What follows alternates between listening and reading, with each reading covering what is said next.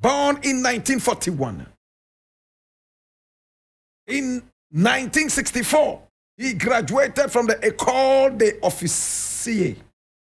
That's the officer school in Kigali, the capital, with the rank of a second lieutenant. This is the photograph of the man we're talking about, Theoneste Bagosora. My brother, my sister, born on the 16th of August, 1961. And by the age of 24, he had already graduated from the officers' school in Kigali with a rank of second lieutenant. And this was 1964.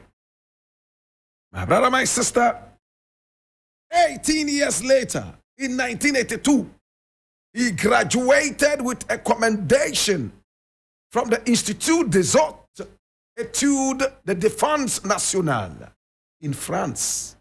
Brother, my sister, Institut des Hautes Études de Défense Nationale is a French public academic institution for research, education, and promotion of expertise and sensitization towards defense matters, founded in 1936 by a man by name Admiral Raoul Castex.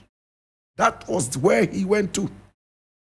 And when he returned to his country, he served very, very well in the military.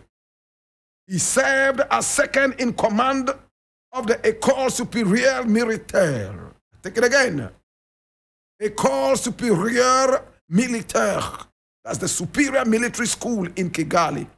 And the commander of the Kanombe military camp.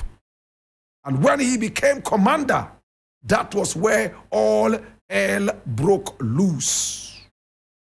My brother, my sister, listen to this sad story.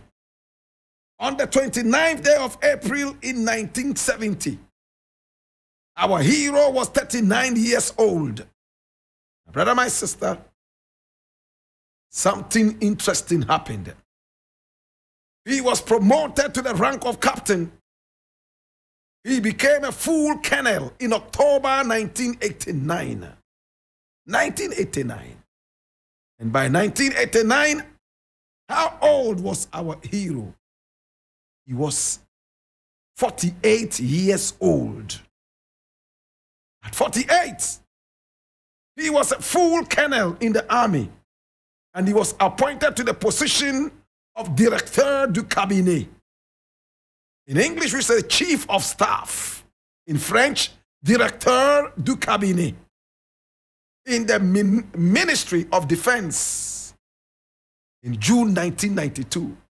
Now, despite officially retiring from the military on the 23rd of September 1993, he retained his post, my brother, my sister, until something happened in July 1994. It's time now to tell you what happened. My brother, my sister, Bagosora was born in the same northern region as Juvenal Habyarimana. How many of us remember Juvenal Habyarimana?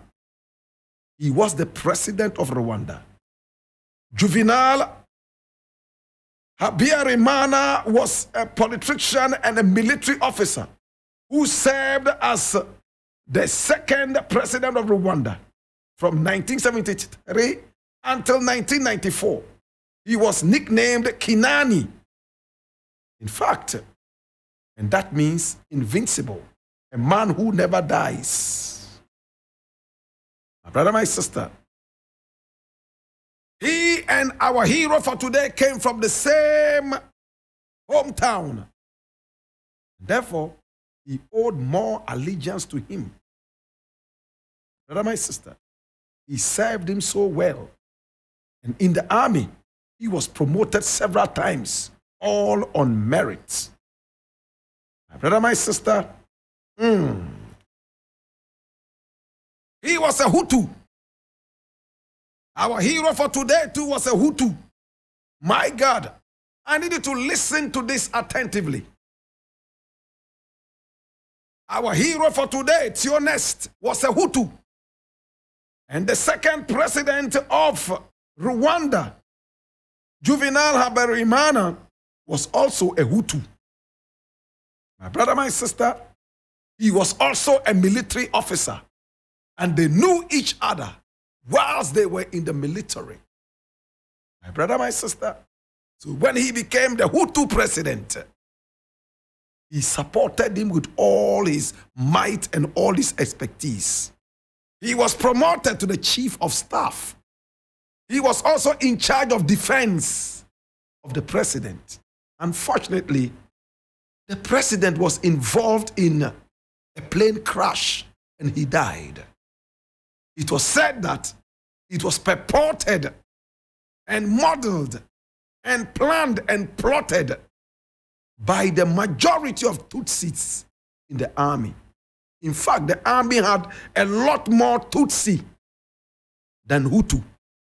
In the army, they plotted it, they bombed his plane, having threatened several times. And then he died. When he died, the man we're talking about today, Theoneste Bagosora, decided that he will revenge the death of his countryman, his tribesmate, his tribesman. You know what he did? He was still in the army, hanging around. He had trained a lot of those soldiers. They owed him a lot of allegiance. He started founding what was known as the Hutu movement in the army. My brother, my sister, and here you see a young photographer of our hero, Theoneste Bagosora, whilst he was in the army. Oh my God. Listen to what happened. He was one of the most learned army officers in Rwanda at the time. Oh gosh. Listen to the interesting thing that happened. Underground, they started sending messages to the Hutu soldiers in the army. In fact, he was able to get a lot of people in the army who belonged to the Hutu. They sent hate messages against the Tutsi. They mentioned that the Hutu were the real human beings and that the Tutsi were nothing but a hateful tribe. My brother, my sister, this was what they sent around. Messages trying to develop a lot of hatred for the Tutsi. After all, the Tutsi were said to have bombed and killed the Hutu president. Now the Tutsi, my brother, my sister, also known as Watusi or the Abatusi, is an ethnic group of the African Great Lakes region, especially in Rwanda and some other such places like Burundi. My brother, they are a Bantu-speaking ethnic group and the second largest of three main ethnic groups in Rwanda. They are large. Yes, they are called the Tutsi. My brother, my sister, and they formed a very big chunk of the Rwandan army. In fact, they decided to bring down the Hutu president for reasons that are nothing but political and also tribal. They brought the president down. Now the Hutus, my brother, my sister, are also another ethnic group right there in Rwanda. And this is also found somewhere in Burundi. They are also known as the Abahutu.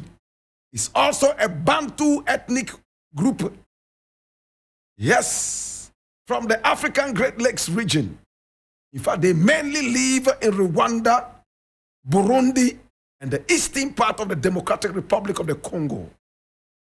And they form one of the principal ethnic groups alongside the Tutsi and the Chwa. These are the biggest ethnic groups right there in Rwanda. The Hutu, the Tutsi and the Chwa. Chwa as in Twi, Twi, Twa. This one is Chwa.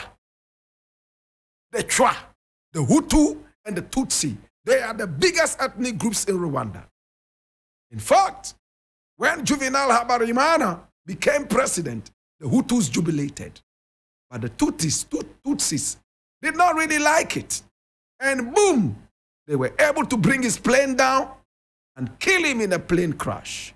The Hutus got angry, and Theoneste Bagosora, my brother, my sister, advocated the genocide.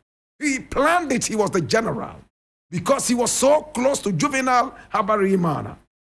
My brother, my sister, he planned it underground. They started to push hatred for the Tutsi. They called them cockroaches and that they were hateful people. They even paid radio stations and established more radio stations to talk ill about the Tutsi. My brother, my sister, they started piling up weapons. They started getting a lot of weaponry. After all, he was in the army and he controlled the army schools. And boom, when the day was up, they decided that they were coming up against the Tutsi. And what was their motto? The graves are not full yet. The graves are not full yet. In other words, more people need to be killed. And the cockroaches must be killed. Who were the cockroaches? The Tutsis. My brother, my sister, that was what it was. People picked up machetes. Machetes were given out for free. Guns were given out for free. And we had a genocide in the reign of our own countryman, Kofi Annan. Kofi Annan at first was warned about the genocide. In fact, they had seen the signs and symptoms, but he played down on that. Drunk radio presenters went on radio, drinking and talking against the Tutsi. In no time, people were slaughtered like animals in the country. About 1 million people were killed in the Rwandan genocide. And this was the mastermind, the general, the man who perpetrated that crime. When the war was very, very hot, and the Hutus seemed to be able to regroup again and come for the fight, he ran out of the country, running all the way out of Rwanda. My brother, my sister, and he thought that he would be safe outside Rwanda. He went to Cameroon with a number of his generals. But over there, my brother, my sister, when the war had calmed down, the international court in Hague decided to pick him up. And here he is, arrested by the authorities from the international court, The Hague. He stood trial. He denied charges against him, but the evidence was overwhelming. They sentenced him to jail for life for the atrocities, the tens of thousands of people that he ordered to be slaughtered and killed. He, alongside some of his generals, were all found guilty, even though he denied this over and over. He went to jail for life. After some time, they reduced his sentence to 35 years. He was supposed to come out of jail at the age of 89. But my brother, my sister, he didn't live to see 81. He died on the 25th day of September in 2021 at the age of 80, 9 years short of his sentence. Today we remember this wicked son of the land. And if you check it out, you will see that yes, it was published in so many newspapers. As you can see in this one, it says Rwanda genocide mastermind Colonel Theoneste Bagosora dies in Mali. In fact, he was in hospital in Mali recuperating when he died at the age of 80. And you can see that this was published a day after his death. The 26th day of September 2021 was the day it was published. He died and went to hell, straight away to meet Satan. My brother, my sister, having caused the deaths of about 1 million people. Today we remember Theoneste Bagosora. He died at the age of 80, the king and the mastermind of the Rwandan genocide. Today we remember how, as a Hutu, he decided to unleash hatred on his Tutsi counterparts. Today, when we think about Rwanda, we do not want to remember the Hutu-Tutsi war. We do not want to remember the cockroaches. We do not want to remember their slogan. They said that the grapes were not full yet. Today, we remember you. We remember the role you played in devastating our people in Rwanda. We remember the hatred, your blood test. We remember your wickedness. We remember how you became a demon. May you roast in hell. May you roast in hell. May you roast in hell. May you roast in hell. May you roast in hell. Ko, ko, ko, ko, ko. Oh, ko. Oh, ko. Ko, ko, ko, ko, ko, ko, ko, ko, ko, ko. Unibonsam ko.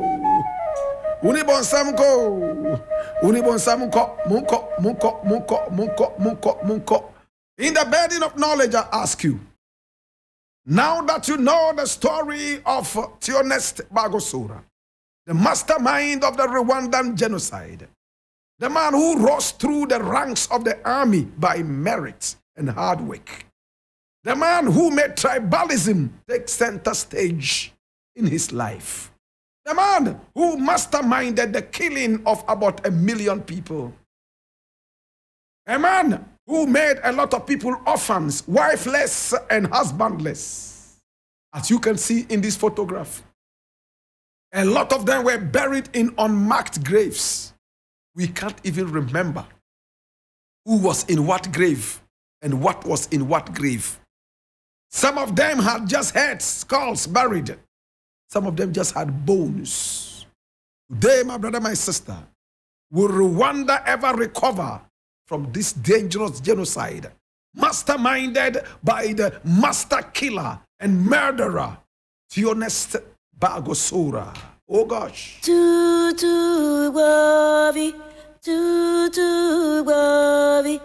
Papa mula home, mama mula home, how na ima vinye. In the burden of knowledge, I ask you now that you know, what will you do? BNN ole mini oba fe yezunda kagane mezaka yide ye aipa bango boka ye nang fifia ye nyanu kai na wo bana enwe beden lele anjima singa be kunne lele anjima singa beri. It's been the African history class, and today, my brother, my sister, we remember the genocide in Rwanda and the mastermind, Theoneste Bagosora. The emperor, the conqueror, the champion, the lion is here. Zabu, zabu,